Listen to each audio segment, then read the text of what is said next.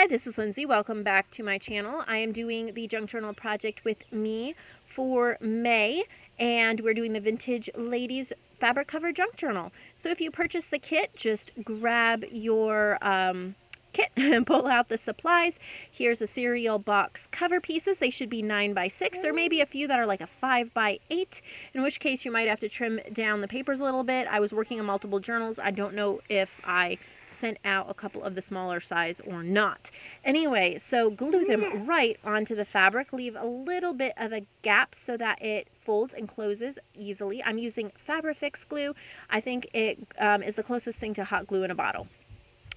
Grab a little pair of scissors, or a big pair of scissors, and trim the fabric to the edge. I like the frayed look that this gives, so that's why I don't fold it over. It makes it a lot easier too than having to deal with corners and all of that. It closes beautifully. So now we're going to add our vintage pillowcase scrap, and you can just make sure the glue gets right in those little cracks and smooth it out with your finger because this pillowcase is thin and you don't want the glue showing through.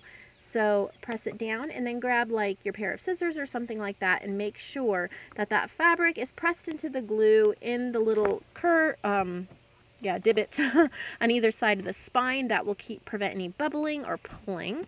And trim off any extra.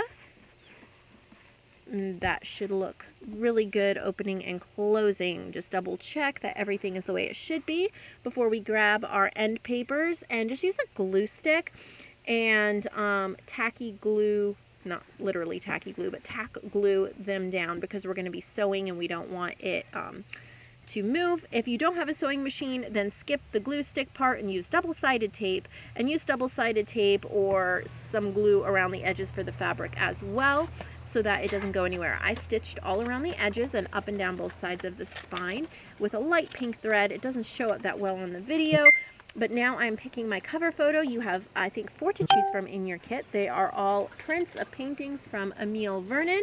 I've chosen this one, and now I'm just playing around with a couple of the scraps that come in the kit.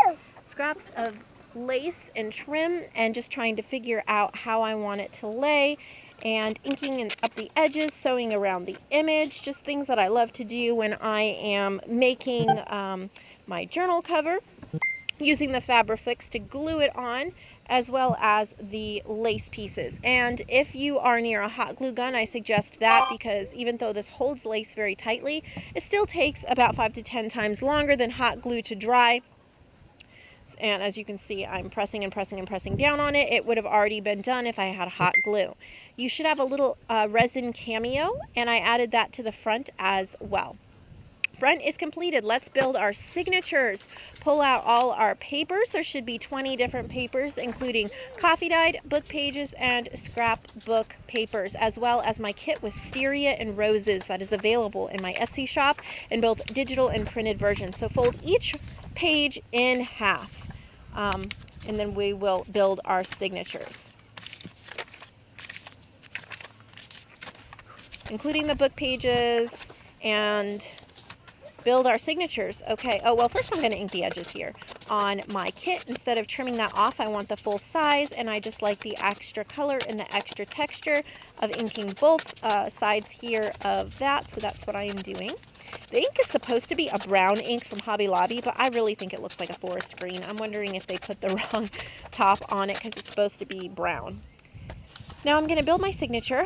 2 signatures, 10 pages in each, and I just laying one inside the other. No particular order, just the order that appeals most to me at the second. So once I reach 10, I start over for signature number 2, and I lay in 10 pages to create signature number 2. I realized I only had 9, so I went ahead and grabbed the 10th page I was missing. Now I have 2 signatures, and I'm ready to punch my holes for the sewing. Grab some clips, paper clips or clothespins, and clip them together. You do not want the pages moving at all when you're doing this step. Lay them in each other so the holes line up. Find an old book that you can lay it in, and I am punching 5 holes, 1 in the middle, 1 in the top, 1 in the bottom, and 1 in between each one, for a total of 5 holes. I just realized I had them going the wrong direction. One was upside down and one was right side up, so I just flipped that around to fix that.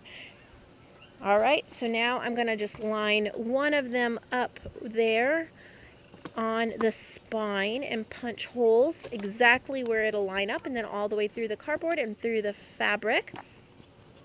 I really need to buy a new awl. This one is not very good. And so then I just move over a little bit and punch holes right next to it for the second signature. Grab the thread that comes in the kit, the brown thread, cut it in half, thread half on the needle, and let's begin the sewing. Grab one of the signatures and through the middle, through the back, and just follow, it's in and out, just like you're sewing. Come up here, go down, back through the middle, and then head down and do the same. And back up, and then tie tightly. Well, I'm just tightening it all to make sure there's not much give. And then I'm tying it tightly, snipping it off, and repeating for signature 2. Starting in the middle and going up. In and out, back through to the middle.